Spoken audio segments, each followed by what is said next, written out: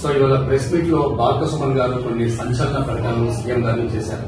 అంటే గతంలో సీఎం గారు మాజీ ముఖ్యమంత్రిని రండా అనే ఒక బోర్డు వాడాలని చెప్పేసి దాని మూడింతలుగా ఈ రోజు కొంత అభ్యంతరకరంగా మాట్లాడడం జరిగింది. సో దీంట్లో మీరేమంటారు?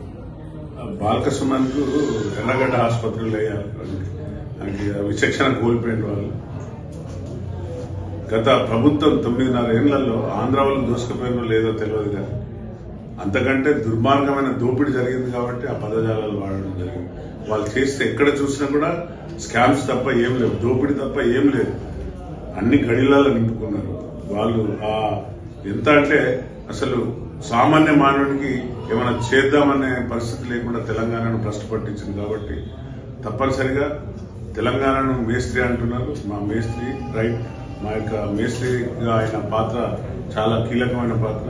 దీన్ని పునరుద్ధరించే దిశగా తెలంగాణను తిరిగి ఒక మంచి ఏదైతే స్టేటస్ లో వచ్చిందో, మిగులు బడ్జెట్ లో వచ్చిన స్టేట్ ను ఆ దిశగా ప్రయాణం చేస్తున్నారు. కాబట్టి వాళ్ళు చాలా అవాకులు చెవాకులు మాట్లాడి ఎంతసేపు ప్రభుత్వాన్ని కూలదోస్తాం, ప్రభుత్వం నడవది, 420 గాను, వీళ్ళంతా 390 గాను, ఒక్కొక్కడు దోపిడి దొంగలు. దోపిడీ కంటే దొంగల కంటే ఇంకా భయంకరమైన దోపిడీ జరిగింది తెలంగాణ రాష్ట్రంలో. ఈ ప్రజలకు తెలియదు ఈ దోపిడీ ఎట్లా జరిగిందనేది తెలియదు. అవన్నీ వివరిస్తున్నాం.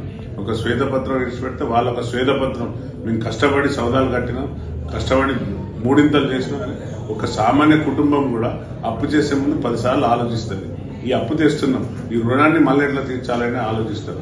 మళ్ళీ అప్పు తీసి మళ్ళీ కట్టే దిశగా తీసుకుపోయినట్టే మీరు ఆలోచించండి. ఎక్కడ చూడు తుగ్లక్ పాలన కంటే దారుణంగా తయారైంది. ఒకప్పుడు మొఘలాయి రాజులలో ఒక తుగ్లక్ ఉండేవాడు. వాడు ఢిల్లీ నుండి ఔరంగాబాద్, ఔరంగాబాద్ నుండి ఢిల్లీకి తెచ్చి ప్రజలను ఇబ్బంది పెట్టేది. నాణ్యాలు లేకుండా తోలు బొమ్మలు, తోలు నాణ్యాలను తయారు చేసిన పరిస్థితిలాగా తయారు చేసింది తుగ్లక్ బీఆర్ఎస్ ప్రభుత్వం. ఈ దాంట్లో వీడు పిచ్చోడు, కాపుల కుక్క. కాంగ్రెస్ లాగా కాదు.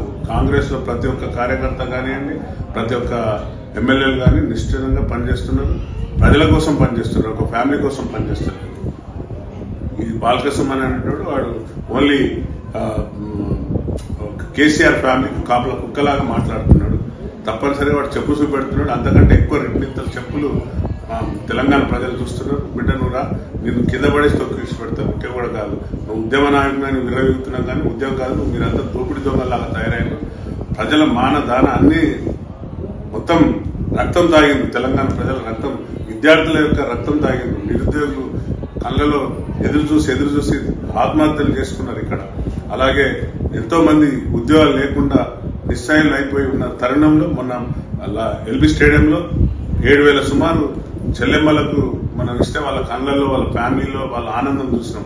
మొన్న ఆర్టీసీ ఎంప్లాయీస్ కి కాంపన్సేట్ గ్రౌండ్ కింద 4,071 మందికి మనం వరంగల్లో ఇస్తే వాళ్ళ కళ్ళలో ఆనందం, వాళ్ళ ఫ్యామిలీలో ఆనందం చూసినాం.